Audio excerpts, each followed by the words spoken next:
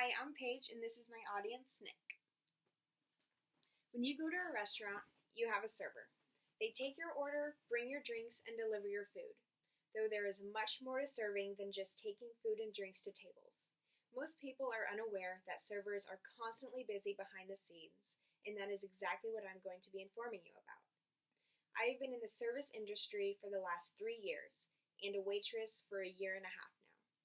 The importance of this speech to you is to gain a little knowledge of a server's typical shift.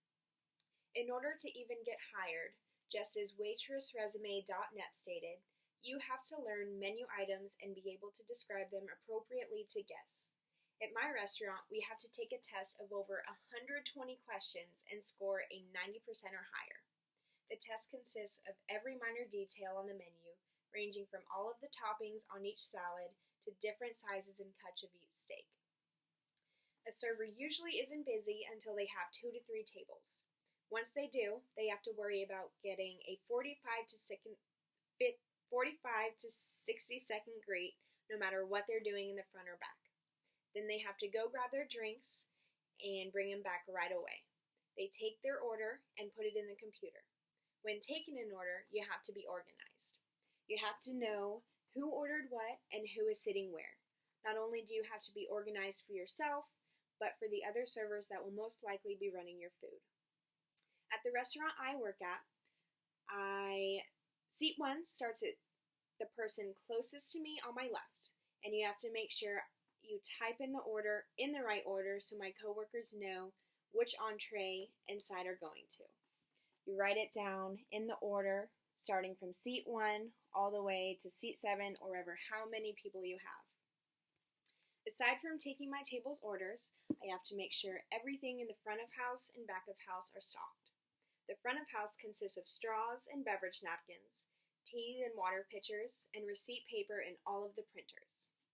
The back of house consists of making sure all 4 tea buckets are full, at least 1 coffee pot is brewed, both ice stations are full, and glassware is stocked, both glass and styrofoam cups, and making sure that everything is spotless.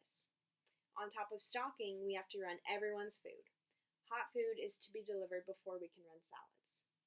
Agreeing with jobs.lovetoknow.com, you have to have the ability to lift, carry, and serve from trays weighing up to 50 pounds through an 8-hour shift. It can be difficult to balance a tray over your head with one arm, especially when the tray has 4 entrees with a couple of extra plates underneath. No matter how heavy a tray can get, you always have to keep in mind that you are not the only one walking around. Guests always have the right of way before the workers, even if you have to wait on a party of 12 to walk to their table.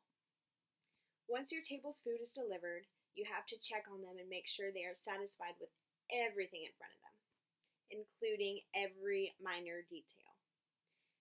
Extra butter, no salt on their baked potato, and they have to have any specific steak sauces they want. Then once they are done with their meal, they might need you to split their tickets into multiple different ways, no matter how tricky they get it.